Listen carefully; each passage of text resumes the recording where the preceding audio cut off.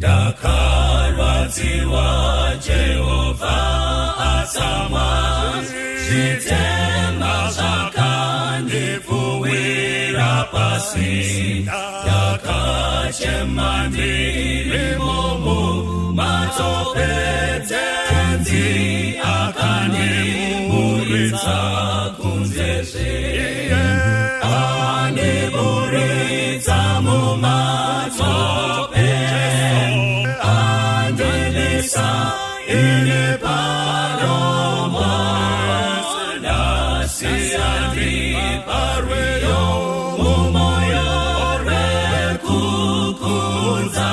Haleluya. Andimisa padombo pedyo naye, masiko angu asimbiswa pano. Andizongoputike ndire pano, domira ndizofika chiremba. Andiburitsa mumatope, andimisa ine padombo. Nasiya ndiparweyo mumoyo rekukudza. Haleluya. Andiparweyo rutsa rwerukudza, noruyimba usiku nesikati. Moyo wangu wazara nerufaro, ndichazokudza mununuri wangu. Jehovha andiburitsa mumatope, andimisa ine padombo. Nasiya ndiparweyo mumoyo rekukudza.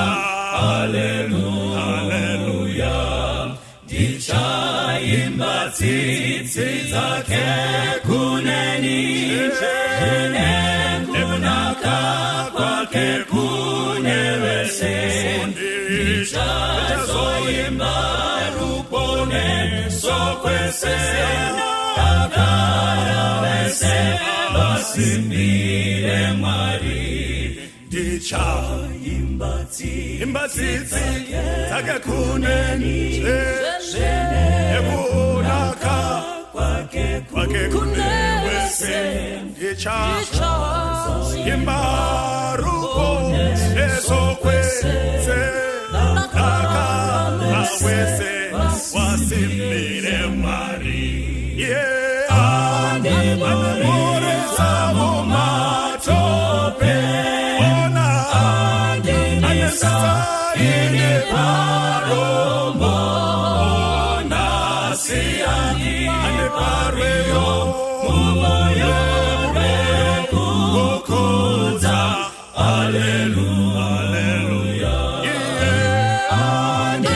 Andiburitsa mumatope, andimisa ine padombo. Nasiya ndiparweyo mumoyo rekukudza. Haleluya. Nasiya ndiparweyo mumoyo rekukudza. Haleluya. Nasiya ndiparweyo mumoyo rekukudza. Haleluya. Toda kuchingamidzai zvakare pachirongwa chino chepadare, tichivimba kuti muri kukomborerwa kubva mangwanani kusvika panguva the wise men from the east. Tisati tapinda munyaya iripo muzuva ranhasi, nyaya dzinobva kwamuri, regai tikumbire Pastor Zinyemba wativhurire nemunamato. Baba vedu vari kudengana, muponesi wedu Jesu, tinokutendai panguva ino apo matiunganidza padare tizokurukura zvinotibatsira mukurarama kwedu tigone kukura pakutenda. Kune nyaya dziri kuwanikwa mukati menharaunda dzatigere. Tinoshuvira kuti patichataura simba remweya mutsvene rive pakati pedu. Mugokomborerawo zvakare vachange vachiteerera. Zvapera zvose tava neukamu hwakanaka nemi. Mugotirangarira mushe hwekudenga. Tokumbira zvose tichipota nezita ramuponesi Jesu nogara nekusingaperi. Amen. Amen. Uko. Samaita. Unatokwa. Watokwa. Yagira. Zvakaoma. Zvazvinoita nhasi rusape ishoma. Atototenda Mwari naizvo. Regai titangire pana pastor mukwazise kune vanoteerera chirongwa nekuona chirongwa. Ndinoda kukwazisai mose vateereri kumativi mana enyika kwamuri kwose. Rangu zita Pastor Tapiwa Zinyemba vanobva kwaGutu, vana Madlira Pazhe, Wegona, Chitova, Sambiri, Mauruka, Gutu, Mukuva Pasi, vari Hwiru, Masakadla, Gara reMasango, vanoridza ngoma nemudzonga wenyama, ng'ombe, mbudzi ndedzevarombo. Ndoda kukwazisai mose vateereri, kutanga kukwazisa vaira gumbo vari kwaGutu nehama dzedu dzose dzimwe dzandinadzo, vana Humpa, vana Shumpa, vana Samaita. Tinokutendaiwo nekuteerera kwamuri kuita nemakoments amunopa. Rambai muchiteerera muchikoka vamwe tigone kukura pakutenda. Tinovimba tichava nenguva yakanaka pakuteerera kwedu. Ndinoda kukwazisai vateereri. Ndinonzi Charles N. Makombe. Ndiri weHumba, Mbarwe, Nyanguru, Tendera Wano. Chirima nemuromo mapadza tikapa waranda. Torwa zvakare nenyuchi. Waranda wangu wari pano. Ndoda kukwazisa hama dzangu dzose dzinoteerera. Shamwari dzangu dzinoteerera. Handikudomei mazita. Zvandiri kutotaura izvozvo kutozwa kuti ndiri kukwaziswa. Ndoda kukutendai. Zvandi ndikukwazisei varume imi naBig Charlie. Zvandi ndikukwazisei mose.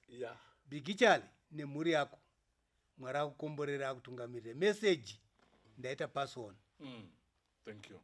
Aiwa, tinotenda Big Charlie kwauri kuUK ikoko kumwari akukomborere. Wadiwa wateereri, ini ndinoitwa coach Ngwaru. I'm a life coach. Ndiri relationship coach. Regai ndimbodada nemi. Ndinotenda chose neeffort yamuri kuita.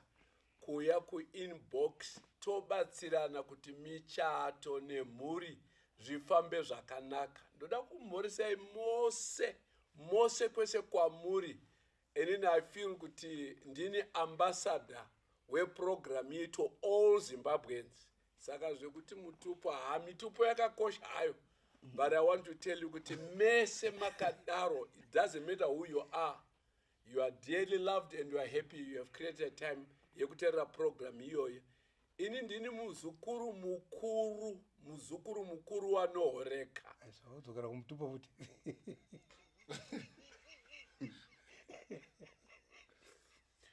Ini ndini muzukuru mukuru wanohoreka.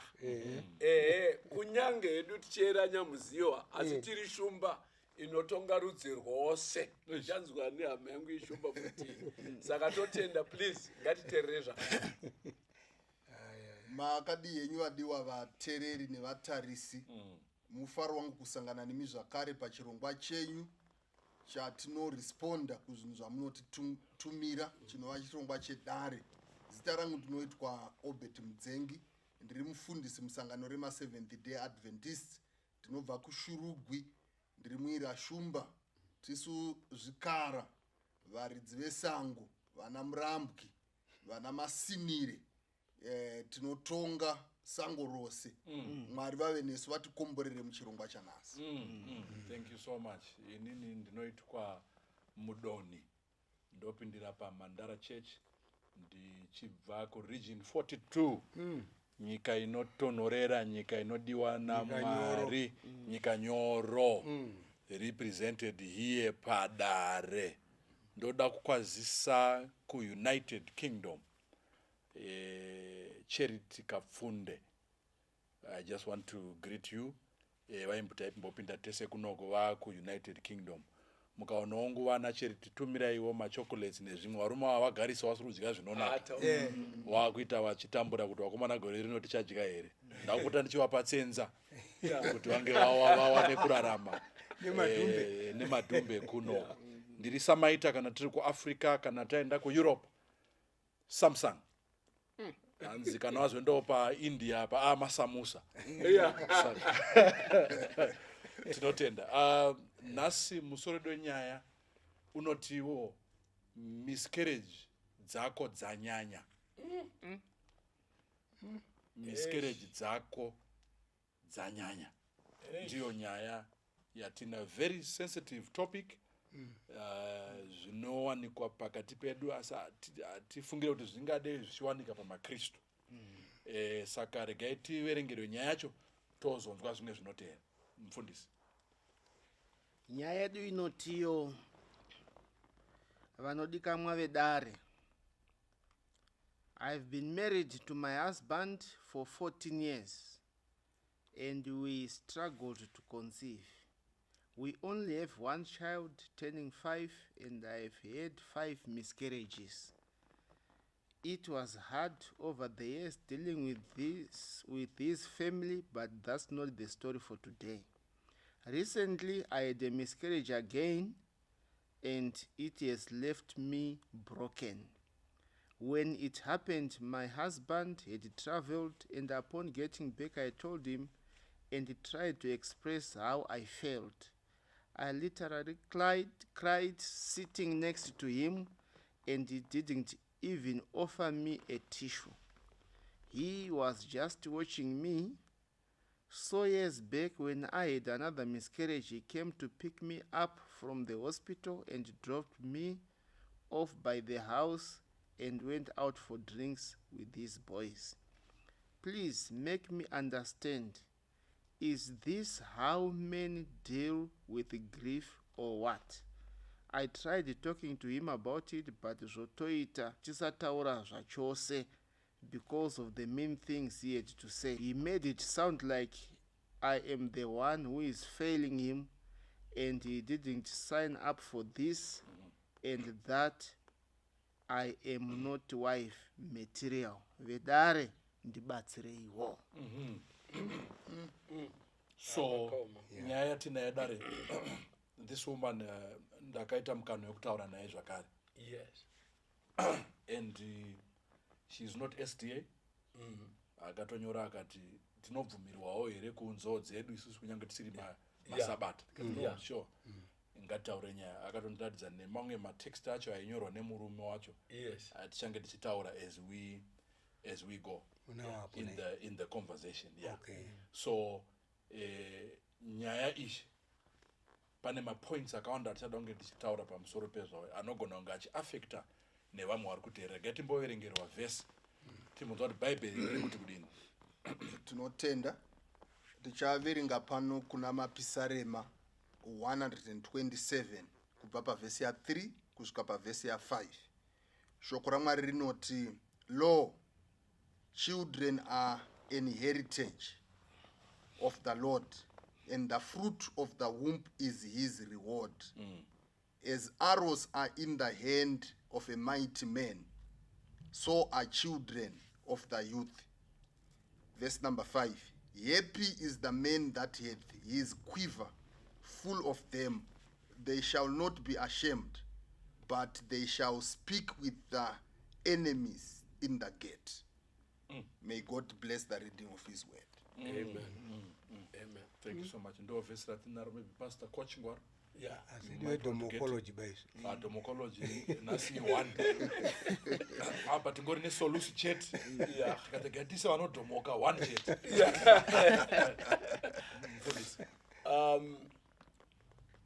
I think Psalm 127 is a very wonderful psalm or book or chapter mukati meBhayibheri. Because kubvira kwekutanga ringoti unless the Lord does this, unless the Lord does this. Saka context yatiri kuona apa pane dingindira renyaya riri kuedza kupraise Mwari over the things that he does for us as human beings. Chimwe chatinoda kutenda Mwari nacho chipo chekugona kuzvara. Chipo chekugona kuzvara because vana havauye nemhaka yekuti baba namai mararamese. Vana vanouya nemhaka yekuti Mwari ndiye musiki. Andofunga makamunzwa imwe Psalm, is it 139? Inotio, I am fearfully and wonderfully made. Zvokutoti hanzi Mwari ndiye akandisonanidza nhengo dzangu pakawanda. When I was being created mukati medumbu ramai wangu. Saka nokudaro, when we look at this particular passage, we praise God nevana vaanotipa. And therefore, rikutiro, kana iweweka, uine dengu, kana kuti amino chinonzi kuiva tingati chi. Pekuisa musewe. It's like you now have a mighty army inogona kukubetsera as a family, and happy are you. Somebody harisi kusuggesta kuti vasina dengu revana tsamwai nekuti Mwari haana kukupai.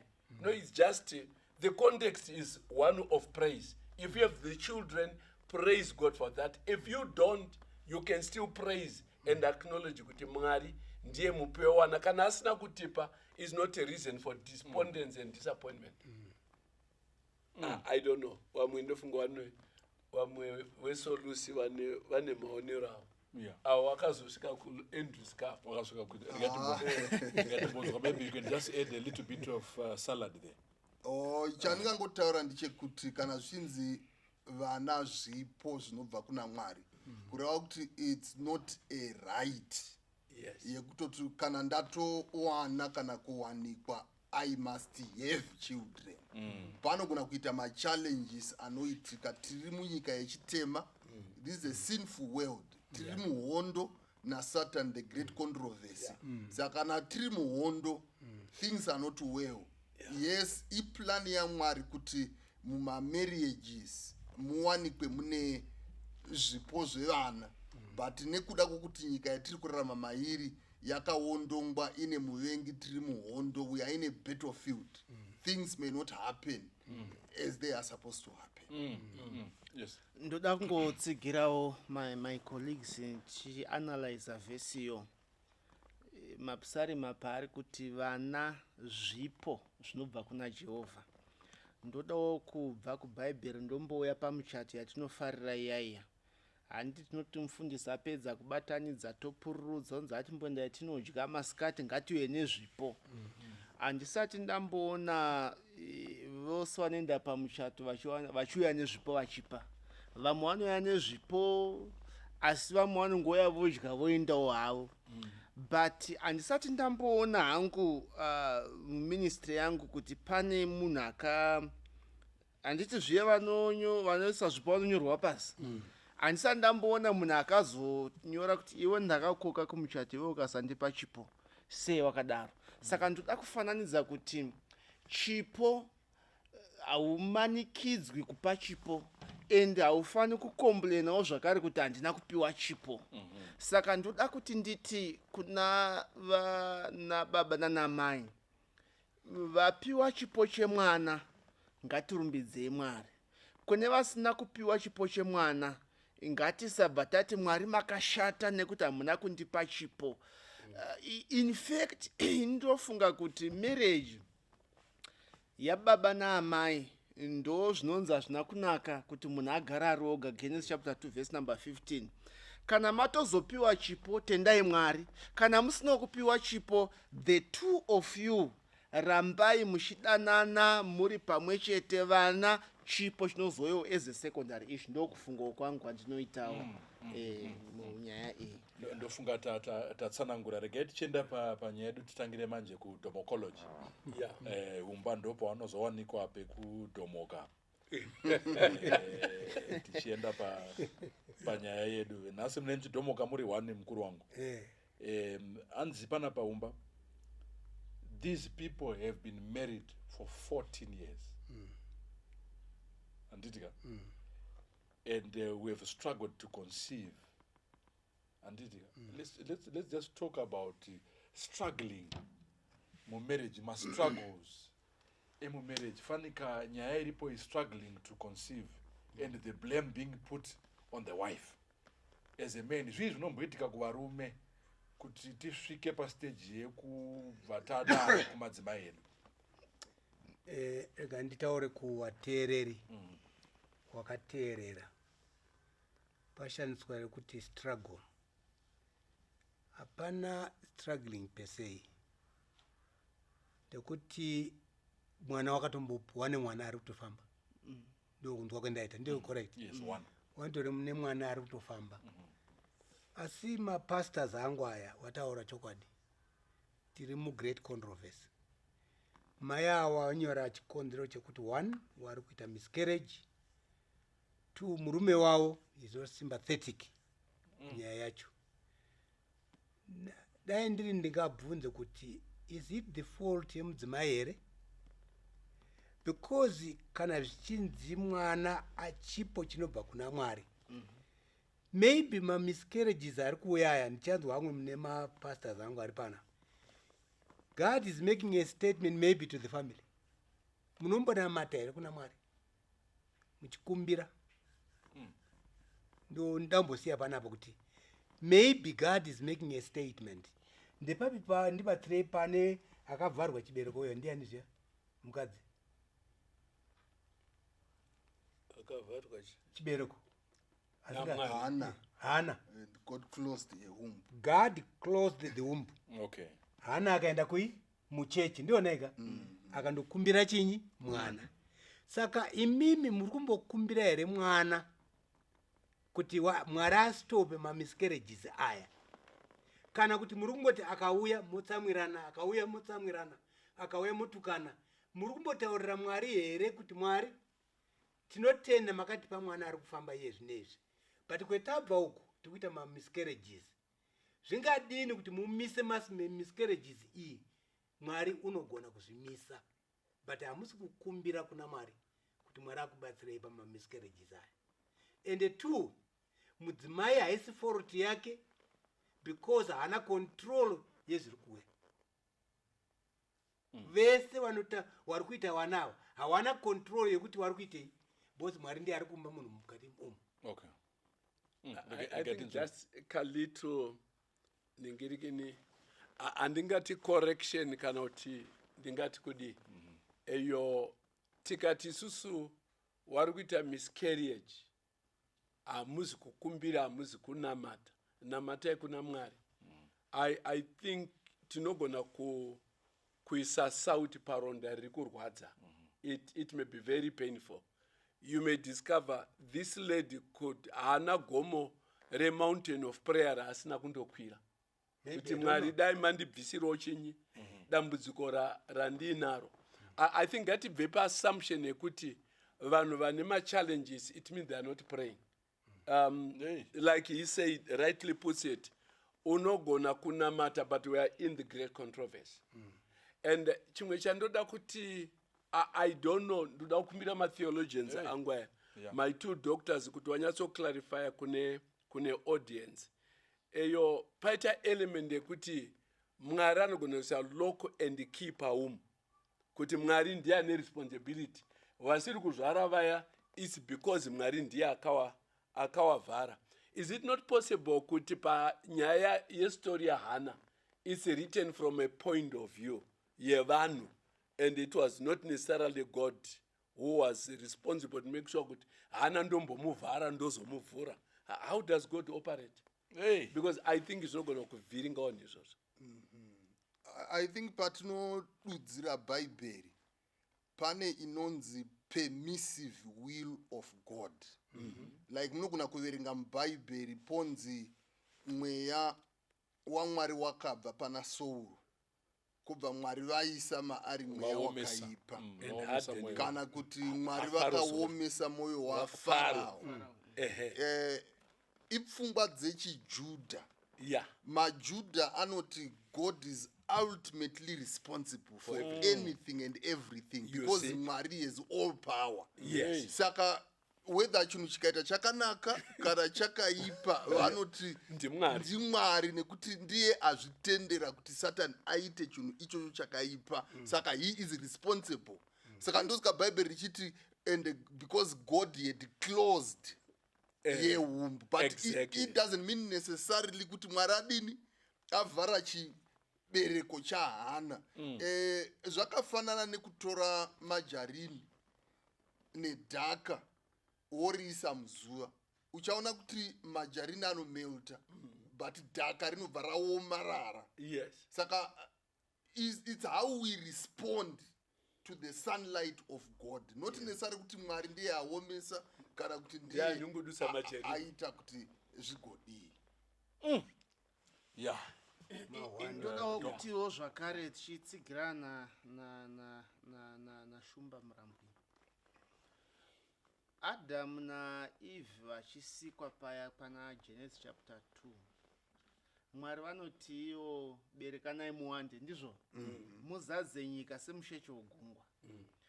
But indobva ndauyawo nepfungwa dzekuti izvo Satani anoda kuita opposite. Mwari achiti berekanai muwande, Satani ainge achiti ngavasabereke. Mwari agobhlemiwa kuti hani makwana Mwari akati berekanai muwande, but hamusi kubereka, saka blemai Mwari. Saka ini tinofunga kuti ndiSatani tiri muhondo huru naDiablos. Ndaidawo kuuyawo zvakare ndichiti kuna mai, tine vanhu munharaunda, masociety matiri, machechi matiri, vamwe vatinochatisa, vamwe vatova nemakore havasati vapiwa chipo chemwana. Vamwe vanogona kublema, vamwe kublema Mwari, vamwe vachiita sei. But ndaida kuti nditi, hamufungiwo here kuti kana muine chipo chemwana umwe chete, hamufungi kutozvitoriwo nani here? kuna asina Kuna vamwe wasitorina, imiwo mutomboriwo nani nehwani wamuinaye. Ndaidawo kuchallenja kuna baba kana vachikwanisa kuteerera, madii mabatana naamai mavati mimwe chete, tendai Mwari nemwana wamuinaye. Kana muchizokwanisa kupiwa umwe kuda kwaJehovha, but at least wamutoriwo naye madii marumbidza Mwari.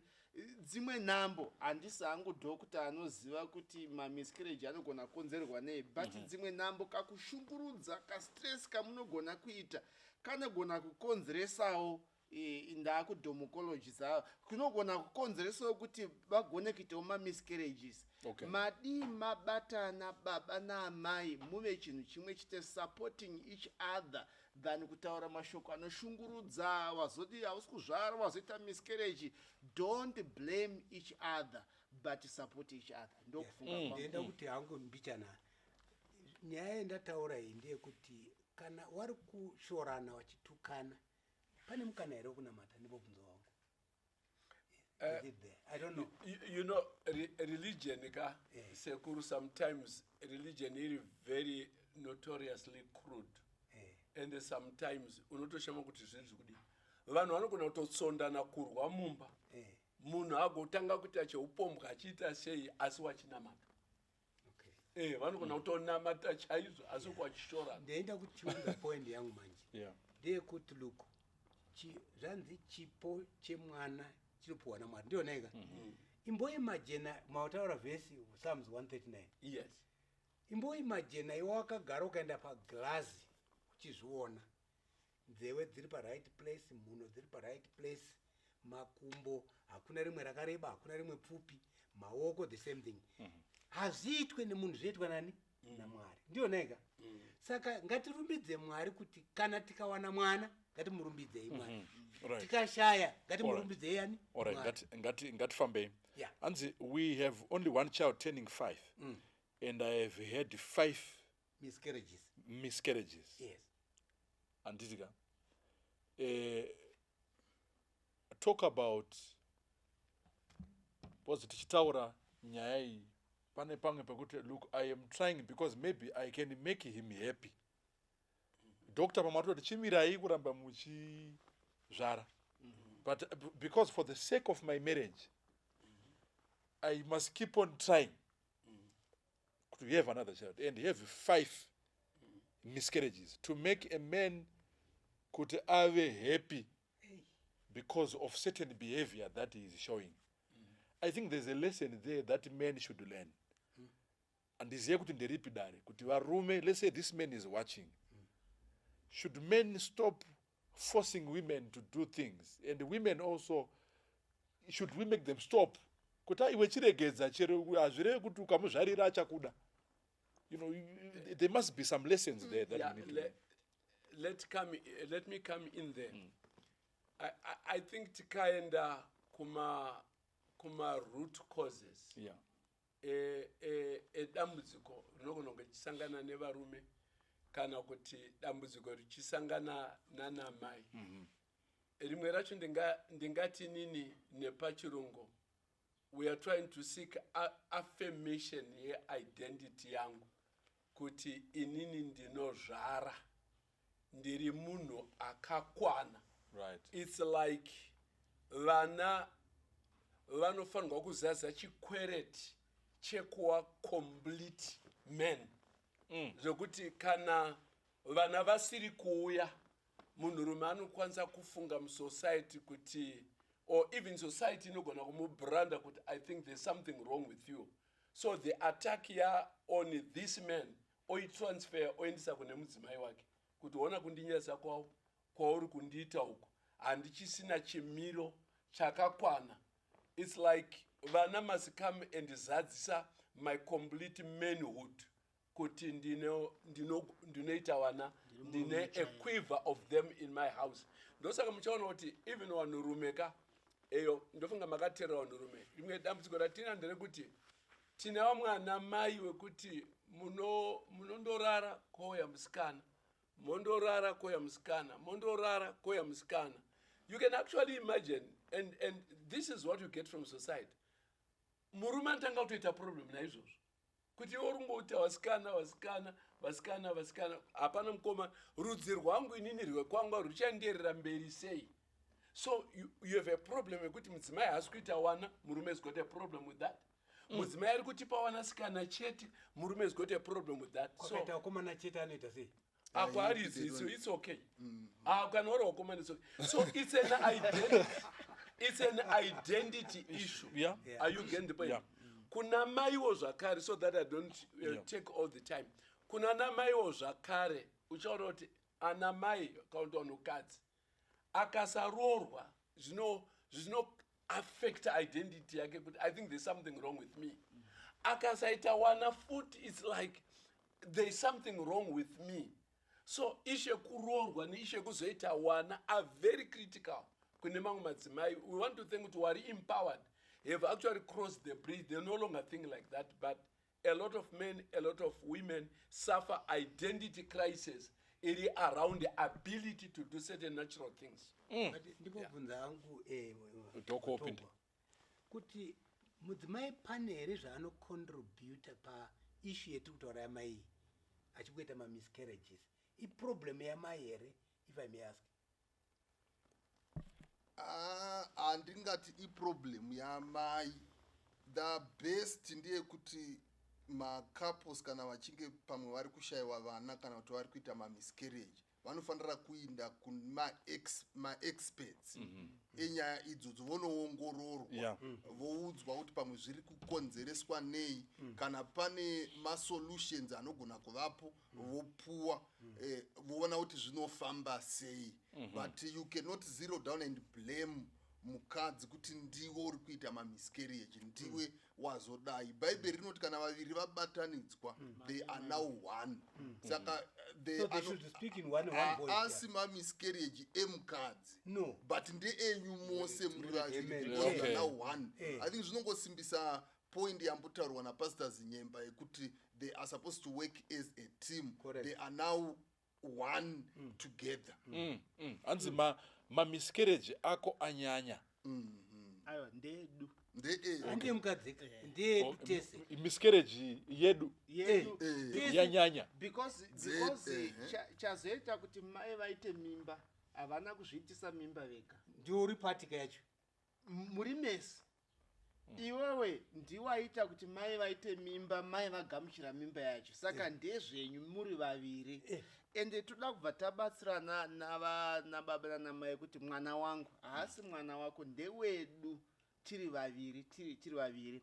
Saka ndoda kutaura pataurwa naWatogwa pekuti izvo kana moenda kuma-experts vanobatsira, endai kuma-experts chaiwo, kwete kuenda kunoshandirwa uko kuzheuko kunoshandirwa. Endai kuma-experts, the professionally trained vanobatsira, kwete kuenda kun'anga nekuenda kumakwenzi uko. Uko hakugoni kutibatsira. Endai professionally trained people. Okay, remember we need to talk to this men and other men how we can treat each other in almost similar issues here. And it was hard over the years, even dealing with his family. Kumba kwao wanga wachito isa ne pressure, and the man is there. Muri yawe iri kuto ataka futi nemudzimai wani wake, iye aripo, he is just there. Ndiye ari kutofuyela. Ndio zvatiri kutaura ka nekumwe kutaura kuri psychological or sociological, tiri kutaura kuti this is a systemic problem.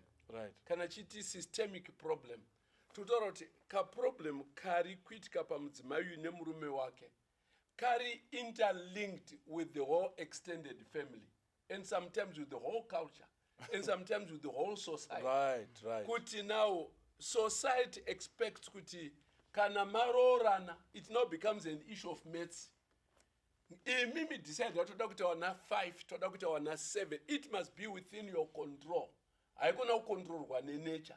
Saka kana awa kutadza kuzadzikisa my expectations a society, a culture, ne a muri, the extended family and what have you, the pressure is going to be on the men kuti ona zvawakati mukadzi wakati rorera and what have you, and the mere fact yekuti iye wacho angori nam kuta. Do you know kuti iye murume uyu is also, even kwatiri, he is a patient, because his hopes are shattered. He has also, it's not only this woman who is trying, he is also trying, maybe this time is chaita, maybe this time is chaita. Zoramba kuita. So you don't simply need to wake up and condemn this man.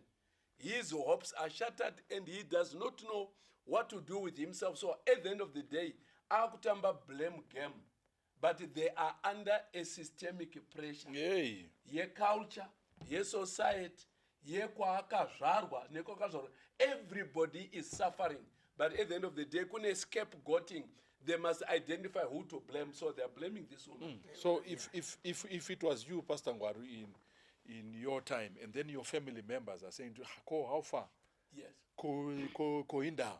You know, Zinzaredo apa rakamira say, they are giving you that pressure. What would you say? Maybe someone is going through this. How do you respond to family members that try to give you pressure and giving your wife pressure? I think ndakambotaura pachirongwa panapa kuti izvo is very, very important iwewe as a man to have your values, yes, your beliefs and your boundaries. Right. Wabereki wako hongu wangandisupport pamarriage yangu, but marriage yacho ndeyangu. Are you getting the point? Right. Ndakambokutaura ndakaita pressure yekuti ndoda kuroora mudzimai ane Mozambican background. Wanhu wese wekwangwari wabereka ana tete ana sekuru anani munhu wese, they gave me pressure kuti mwana azviite, but I was able to stand my ground.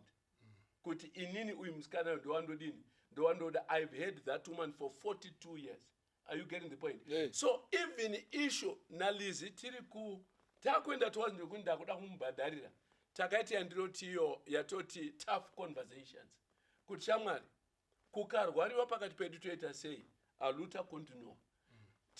Tikashaya mbereko kuda ndini kana kuti ndiwe, what do we do? Aluta continue. There are certain decisions that are made by me, not by my parents. Hey, aluta continua. Ikandibatsire Yes. murume uyu. Anoblema mukadzi uyu. Inini I went through that. Right. I lost my son. They wanted to blame kuti pamwe mudzimai wangu ane hand. Yes. Ndikati kana. Mai wangu ndikati kana. Yeah. I don't want to hear that. Iwe murume ndio unomira nemadzimai Amen. wangu. Amen. Take charge. Yeah. Why should you allow your wife to be tossed by other people? Beautiful. Ndio saka ari kutadza even to console here. Marriage. Marriage. Wadiwa watereri. Hey. Ndobva ndaya pana dhoko zivi. Yes. Ndobva ndazoenda. Yeah. Yes. Marriage is for adults. If you are still a kid, don't marry. Yeah. And when you are marrying, expect all outcomes because you have no control over it. Hey. Your wife has no control over kuzvara nekusazvara. Hey. Iwewe hauna control over that. You need to be man enough, woman enough, adult enough to understand that the issues of nature are sometimes beyond us. Toite atinotio radical acceptance. To accept factual reality ndo zvazviri and you'll have to accept it. And then tozoita sezvotaurwa namunhu watogwa.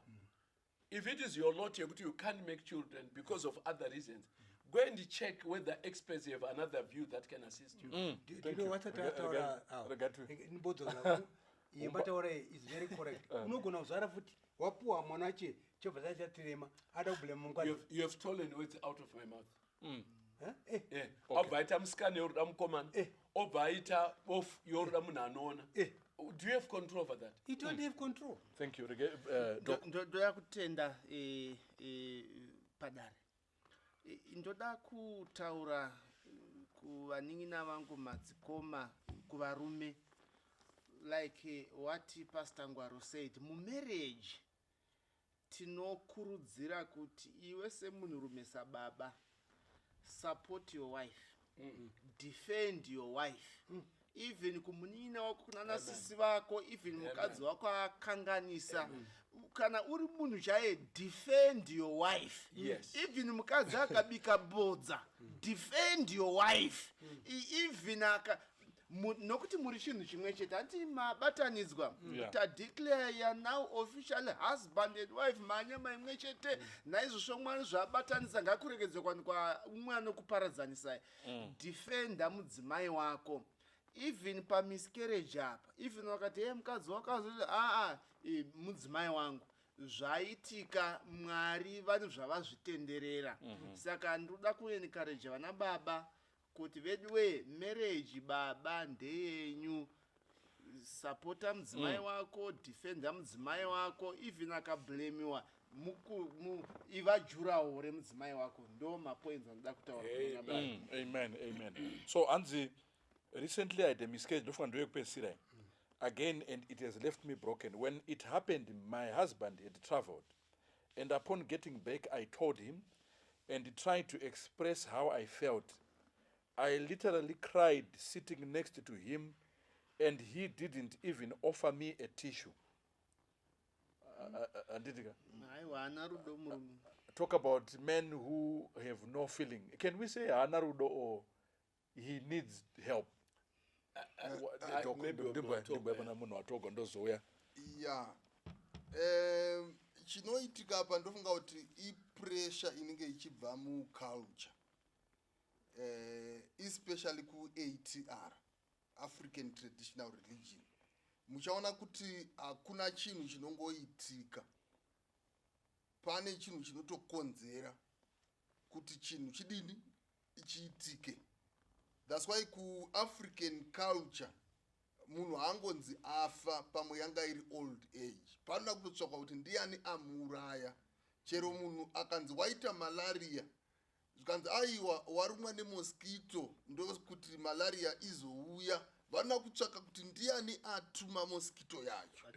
Saka pakaitika misfortune like miscarriage, panotonzi pane chakaitika, tinofanira kutofamba kuti tizive kuti chii nekuti hakuna chinongoitika choga zviri kukonzereswa pamwe nevari pasi kana kuti nemamwe maforces atisingazivi. Saka vanenge vaida kunotsvaka simba rekuti tinganoidzivirira sei miscarriage iyi nezvimwe zvakadero. Ende apa pamwe murume uyu ndiye akatotarisirwa nemhuri kuti iwe ndo uchakudza dzinza.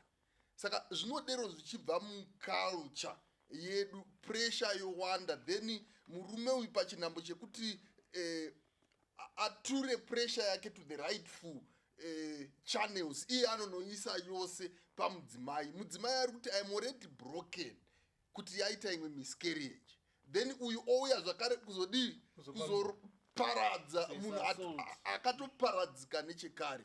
I think it becomes now a big burden. But zvimwe zvinhu izvi zvinobva mumanatural beliefs edu, especially sevanhu vatema, nekuti hatitendi kuti zvinhu zvinongoitika, but tinotenda kuti zvinokonzereswa.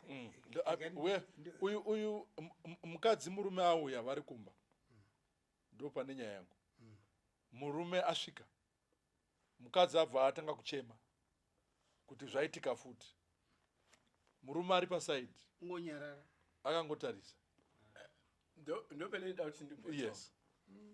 Ndopenoida kuti ndimbotaura. It's okay. Zviri kutaurwa nevamwe vadare. Those are possibilities. Yes. But that's not the only possibility. Right. Are you getting the point? Right. That's not the only explanation. Yeah. Yekuti murume uyu hana hanya and what have your African traditional religion pressure and all those. Yeah. All those are explanations zvinogona kutibatsira kunzwikisa. But I want to tell you, sometimes ngatinzwisiwe futi murume uyu. Are you getting the point? Naiyewo ari kutodawo mwana, in as much as mudzimai uyu ari kudiniwo zvakare aruda mwana. So we experience grief differently. Wamwe anogona kupopota oita anger, oita ma-outburst, and oshaya kuti oita sei. Are you getting the point? Some people under extreme grief and the loss, because he is also experiencing loss. It's not one person, it's the two of them. Anogona kuwa so shattered and finished. Obva apangidza kunge haana kana rudo, haana kana chinyi. Ari kutodawo zvokuti mudzimai uyu instead yekungomirira badzi kuti ngaandipepe kuti ndiri kuchema ndarasikirwa zvaitika futi. Mudzimai may also need to understand this man has also lost. And he may also need kumbopepewa kuchamwarika here. No, let's pray about this. I'm devastated, I'm shattered. I know you are equally disappointed. It's the two of us. So it's not just one way yekuti ndabwekana saka iye ngatisimbisane. That's the whole thing. Yakanaka hayo shumba ya murutaura. Yataurwa na shumba yakanaka. But asante Bible wrote mudziyo mukadzi mudziyo nesimba shoma.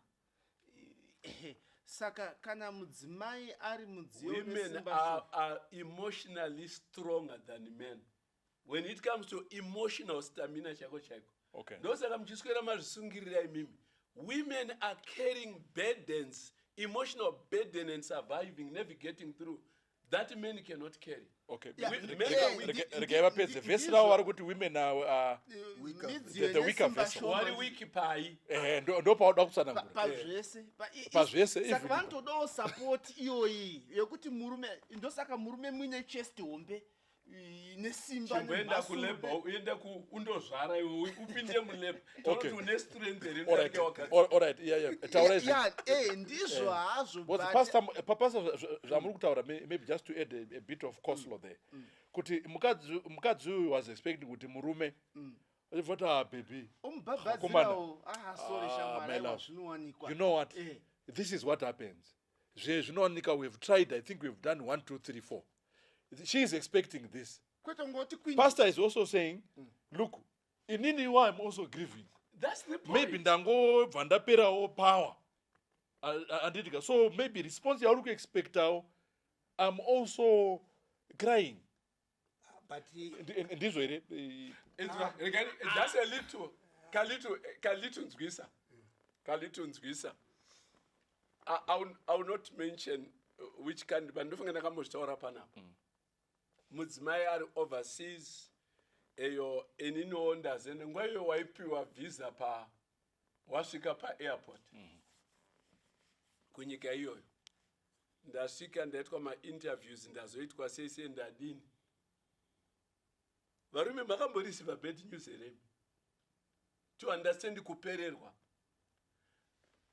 murungu akauya akati who is Michael ndikati I'm here ndikanzi we are very sorry we have to return you back we are only giving you 4 days to be here do you know kwakadoka kuri kuseni 4 days yatakazopiwa nemudzimai tazokwira train kuenda kwaanogara aitondizunguza kuti are you still okay and unogona kupererwa lights off we grieve if we can accept kuti many grieve I don't know pastors zvautaura kuti men are stronger women are weak and whatever when it comes to disappointments it has no gender everyone grieves ndakaita mwana 1 taraskirwa 5 miscarriages it's not easy for this man kungoti ngaangopepa mukadzi wake he must understand she is a weaker vessel at this paint they are both weak they have lost the two of them but I think paita problem ndepekuti hawachataudzana according to that yeah so kuti ari weak I don't know pastor wiki wake wakanyanya so look at the point of hearing it was devastating but after that tingataure aftermath after that how are they then managing their disappointment that is a different discussion ayo inini ndiri kuda kutaura point yangu alright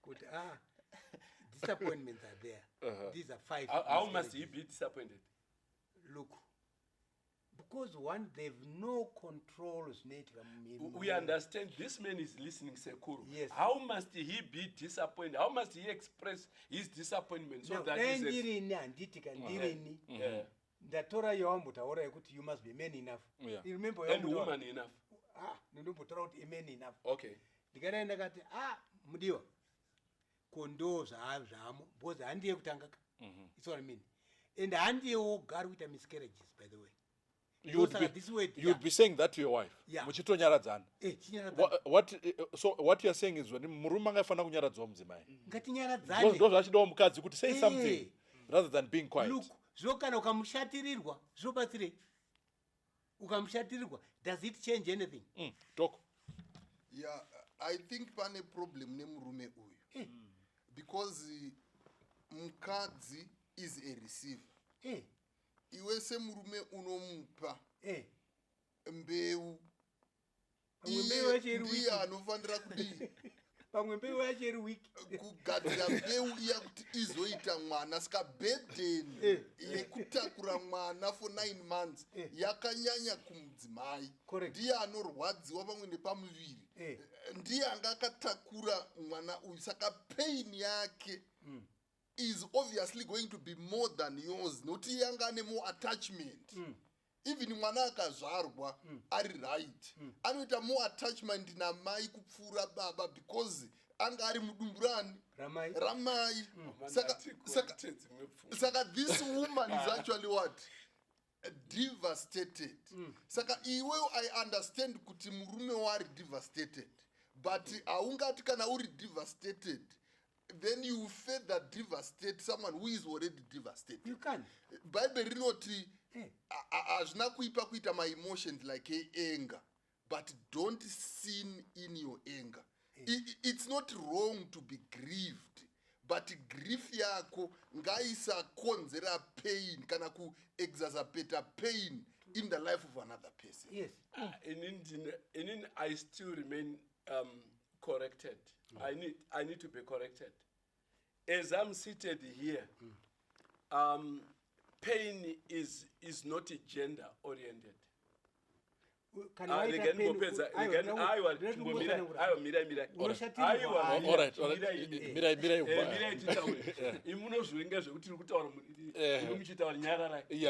Yes. Thank you. pain is not a gender sensitive. Zviya zvekuti vakadzi ndo vane capacity yekufeel more pain than men. Nemhaka yekuti wakatakura pregnancy. We have also had vana vachizvarwa mumba medu. When your wife is pregnant, you are pregnant. You are pregnant. Especially kana muri tu muine bond. Both of my expectations ane mudzimai yekuti mwana ari kuya. Of course physically ndiye akamutakura. Are you getting the point? But emotionally, Zukuru, emotionally I am also pregnant. Caring yenyu yasiyana imakangotakura emotionally uyu akatakura emotionally and physically. Correct. ndibva ndangobata ndopandangokusunga pamukova imati imi kana vaine bhondi Apa hapana bond apa. imofunga kuti vane bhondi here Hapana bond kuti apa. mukadzi ari kuti mudiwa ndaita miscarriage wongoti Bond racho riri ochema papa. otadza kumutsvaka kukanyange chekuti aiwa dia sorry Bond racho hapana riri bhondi papa. apa Hapana Okay, bond apa. all right. Have you ever been disappointed? Yes. Have you ever had a situation where your wife had actually to say, Mfundis, Murumuno Amngari, please let's accept this from the Lord.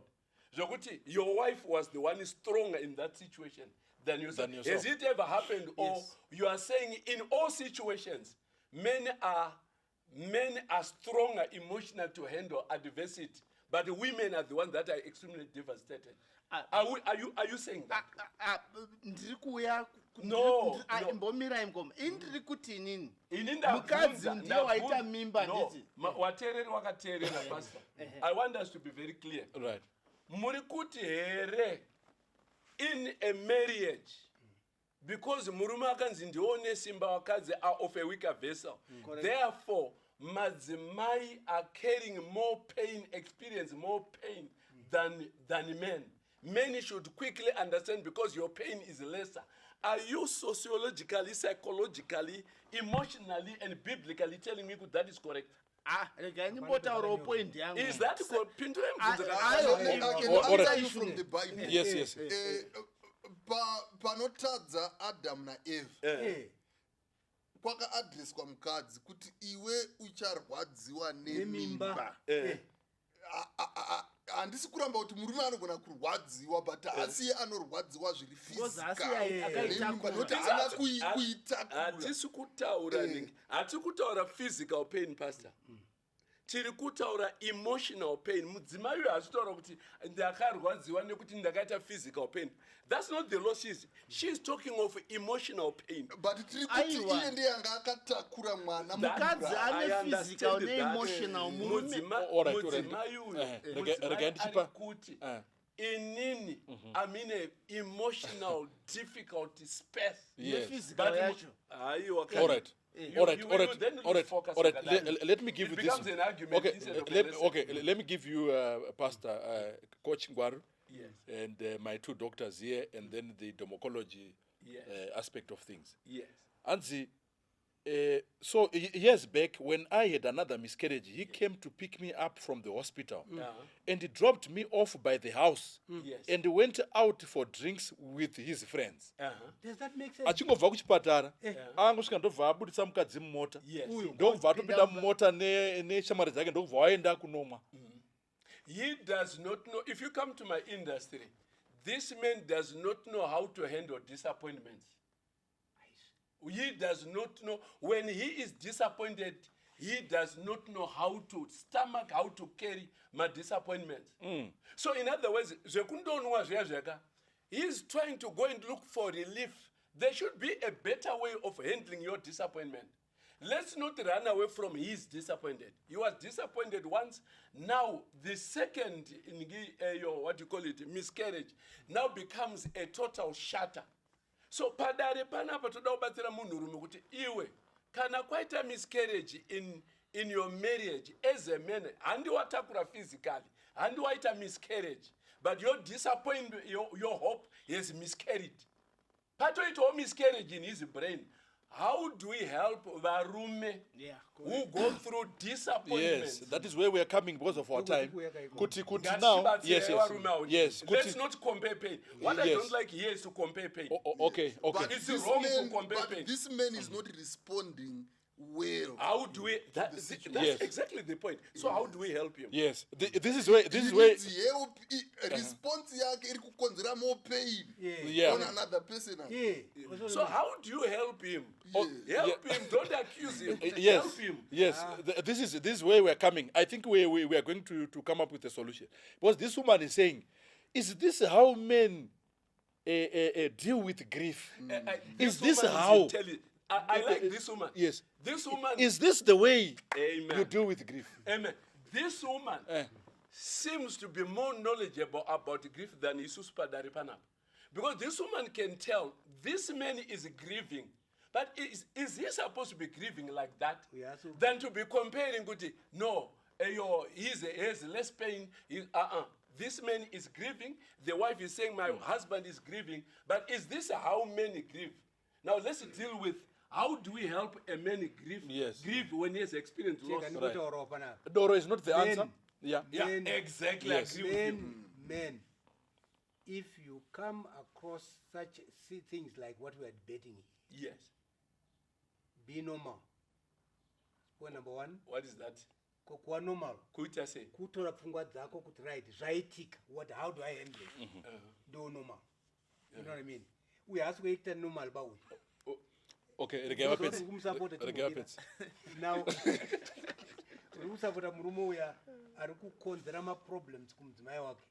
Now, we men kana tasvika pasituation yakafanana nemurume uyu, ngatimboisa pfungwa dzedu together. Dai ndirini ndiri kusangana nesituation yakadai, ndichitenda nematendero endiri kuita, ndinoti this is an act of God.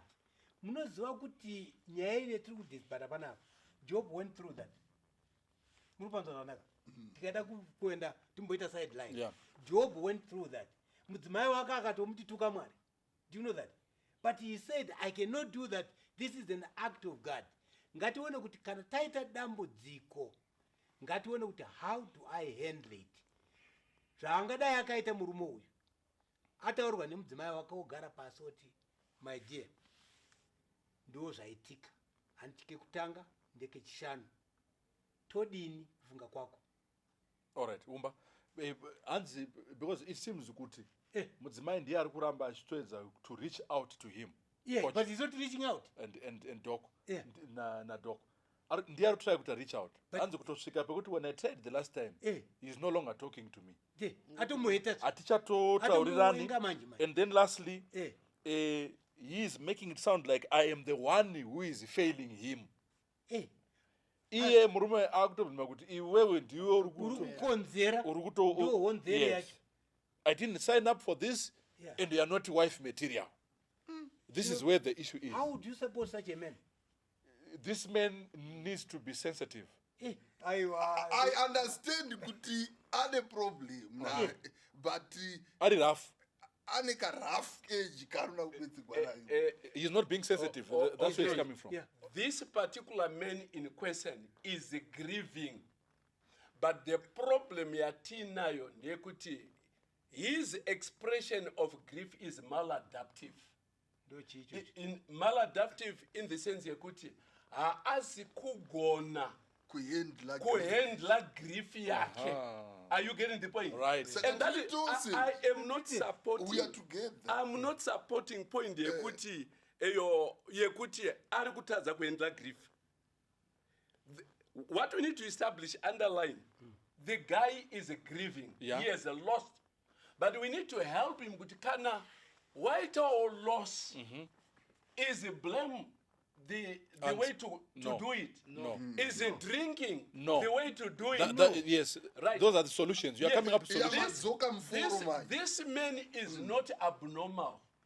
He is still normal. Oh, yes. In a normal world, Okay. some people don't know how to respond to situations. I hear you. What you are saying, Antitika, because tukutana nyaya grief pana. And I think what coach is saying is that look, this is the way vamwe vanhu yari kutohendla vamwe vanhu vanogona kuhendla nekutongonyarara nekutopererwa zviri wrong. Wamwe iwo wafundisi wawa izwa samaita. Iwo wafundisi wawa. Wamwe wacho kana wari going through disappointment awabve ku prayer band. Wanobvoenda kuma crusade kuswera munhu anongopfura nepamba achienda. He is failing to deal with the realities epamba pake. Ochiita sei akutsvaga kwekuhwanda akuhwanda nechechi. So uyu ari kundohwanda kubhawa awane kwachinohwanda kuprayer band. Angogara achingoshanyira vanhu asi mudzimai nevane nchu. Baba vari kupi wakaenda kwenge vari kukrusade vanekwa mutoko last week wakazoenda wakadaidzwa kugweru futi. Everybody, you are normal. We grieve different. Those are chida ma coach, chida ma counselors. Yes. How to handle grief and manage it better. Yes. Otherwise, this guy is not abnormal. Thank you so much. Thank you so much. Getting to our last round. I think what Pastor is saying in the better point out, he is saying that this man is grieving. Yes. And we need to agree that he is grieving. Amen. But the way Yarita Nazo, that's the point. No problem. Now you got it. That is where he is coming from. Than to judge him. But yes, we this is wrong. Kutomadoro, nekusota nemukadzi is wrong. I don't think that he is saying, no, I'm supporting kusota nemukadzi usadini. But he is just saying, ari grieve, but the way ari grieve nayo, I see the yatofana ugadzirisa. I see right. Shamari, chakamwari, enda kuchechi kusamwe doro. Inya expression. Yes. Ndazona vadzoka mforo. You spend half the program, half the program, we were judging this man. We were blaming this man. This man is not looking for blame. Blame will not take him away from the beer garden. Blame is not going to help him hug his wife in a time of grief. This man is waiting for soft gloves. If they are going to be firm, let us be firm enough to show him gwara kuti aiwa kana marwadziwa nyamziwa aiwa bate mudzimai sezvi marwadziwa mese madini but kukombe kuti pain yake inofanira kunge iri shoma kudarika yemudzimai yakazoita patiri kupedzisa. What is the advice to the woman mupoint nevarume vari pasituation yake? Amen. Inini hangu handingada kuadvisa mukadzi, da kuadvisa varume. True. Because mukadzi akuvadzwa emotionally, physically. So ndaifunga kuti murume daigona kusapotawo mukadzi wake ange aripowo. Even akangogara kwete kubuda obva waenda. Norangarira shamwari dzaJobho dzakambouya vakaita 7 days vakangotarisana kudai. But at least vaiona Jobho aiwa kuti shamwari dzangu dzine rudo dzekutaura neni dzauya kuzondiona. So indaifunga kuti kuencourage murume kana usinawo mashoko wadi waitawo kutsvakawo even counselor kana makochi vouyawo mobatsirana muri pamwe chete, kutsvakawo even matishi kubhabhadzira mudzimai wako zvinobatsira, zvoratidza kuti murume ane hanya nemudzimai wake. I think briefly ndo zvandingada ngotaura kuti kagirivhiro kakwauri kuita shamwari wadi wachinja watsvakawo vanokubatsira kugirivhawo zviri nazvo ita kuti mukadzi afilewo at home. Thank you so much, Umba. Yeah, a normal man anogriva but handiko kagirivhire kachaka. Ndoda kutaura pachena hama dzangu, masituations arimo tiri mugreat controversy. Mudzimai anodawo kucomfortwa, murume anodawo futi kucomfortwa. In this situation zvainge zviri normal kwandiri ndezvekuti murume anga ari pane mudzimai woona dambudziko racho together. Ende takagara panapa isu tichipombozhana tiri tei, ndofunga havana kuti havasati vatombotaura nezvazvo because murume haachada kutaura nezvazvo, akutovenga mukadzi kuti ndofunga ndiye ane problem. Then chechipiri, kana pressure iri kubva kumhuri dzako ukasamira nemudzimai wako, imba iyo yakatopara, haisi kuenderera mberi because haasi kumira semurume kuti izvo no mudzimai ende wangu dambudziko tinaro mumba, tinaro tese. Ndambofarira imwe yambotaurwa kunzi kana yari kuita miscarriage tese, ini nemudzimai wangu tiri kuita miscarriage. Again about saka tikasamira tese dzimba dzedu dzinoparara. Thank you so much, Doc. Aiwa ndo mazosvika Doc. Yeah, it's a miscarriage. So we've both lost. Correct. Ini ndoda kutaura namai nababa ava kuti mukaverenga mubhaibheri tinosangana naZakaria naElizabeth yanga iri couple havana kumboita mwana but bhaibheri rinoti they were upright before God. Vaiva vari vatsvene vachifamba nemirayiro yaMwari. Saka kusangana neproblem yakaita semiscarriage does not mean kuti Mwari akufuratirai kana kuti Mwari akatsamwa nemwi. It's not a finger of God. Nemhaka yekuti Zakaria na Elizabeth bhaibheri rinototi they were upright before God and they were blameless. They were right. Saka don't try to put a lot of pressure on yourselves. Muchiti pamwe tinodero takatadza pamwe ndechakati nechakati. Ma problems anowira kunyangwe vanhu vakanaka. Amen. Chimwe chandinobata panyaya iyi Zakaria na Sarah they did not give up. Saka Zakaria ari mutemberi achiita minister. Zvanzi pakazouya mutumwa but he was now advanced in age. Zvikanzi munamato wako wanzwikwa mukadzi wako achaita chi achaita mwana but oti vakatanga kunamata vachi vana vadiki vachangoroorana pamwe vari kuma-20 kubva vagara maybe over 50 years now maybe vavatokanganwa but zvikanzi munamato wako wanzwikwa. Saka as a couple don't give up. Keep on trying. One day God is going to come through for you. Amen. Thank you, Pastor Ngwaru. You can close for us. Yes, thank you.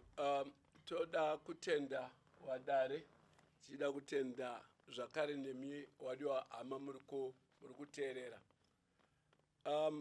Maybe rega ndingo vanatora ka last statement yataurwa na Dr. Panapa kuti maybe one day God will come through for you. Yes, for Sarah, God came through. For Rebecca, God came through. For Hannah, God came through. And if you understand kuti God will come through for you in terms of kuti one day it will happen ushabata mwana, you may discover that sometimes that may not be the outcome that iwewe compared to Sarah, Hannah, and Rebecca are concerned. Your outcome may totally be different. You may actually end up with just that one child. I think we need to get to a point where we use Romans chapter 8, is it verse 28? Correct. All things Work together for good. And this verse is not saying all things are good. It's painful to go through 5 miscarriages. It's not easy.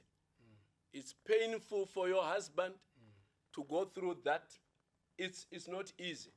But sometimes it's important to look at the other side of life. The devil wants us to look kune zviri kunesa, zviri kurwadza, zviri kushota. But I want to tell you, you never know what God has planned for you. God says, I know what plans I have for you. Not to crush you, not to destroy you, but to give you your desired end and what have you. Some things, it is not a radical acceptance. Leave it in God's hands. Kana zvakanakira Mwari, achiona zvakarurama, kuti wakatipa chipo chemwana mwenjete zvabva zvakwana. Thank God for that. If God should give you another, after all these miscarriages, tendai Mwari na izozo. But like he is saying, and Wadare, you have said, please walk together in this grief. Walk together in this loss. You are suffering together. Kuna mai. Nzugisisewe murume wenyu. Kune murume. Nzugisisewe murume wenyu. Please reconnect and carry this burden together. Ndenyu muri wairi. Blaming each other at this point will not help. But seek professional help. Maybe you may discover you'll be the biggest and the best sweethearts this world has ever known, even after miscarriage. Even if your marriage can still be happy. Thank you so much, Dare.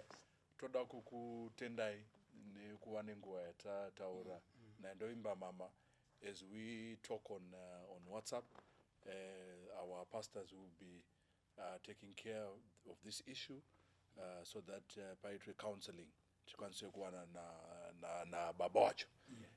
So that we discuss. Jesus is the answer. Alcohol is never the answer. Tuone kuti tingabetserane sei panyaya iyi.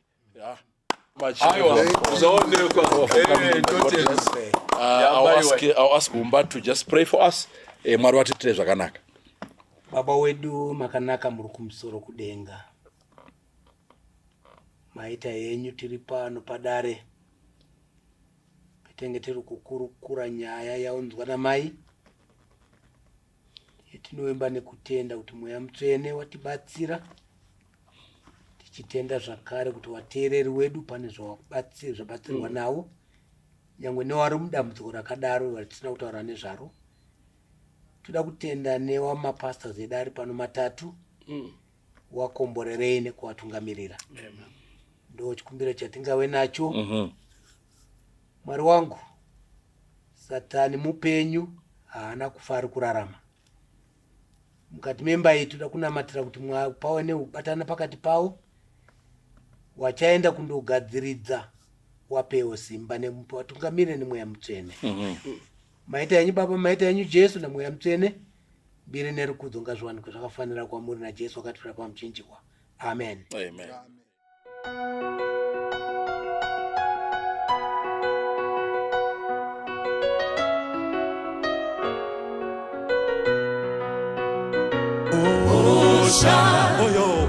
Unosimbirwayo ulo usina urombo ude wakakomborerwa tozo zorora tese umo rinda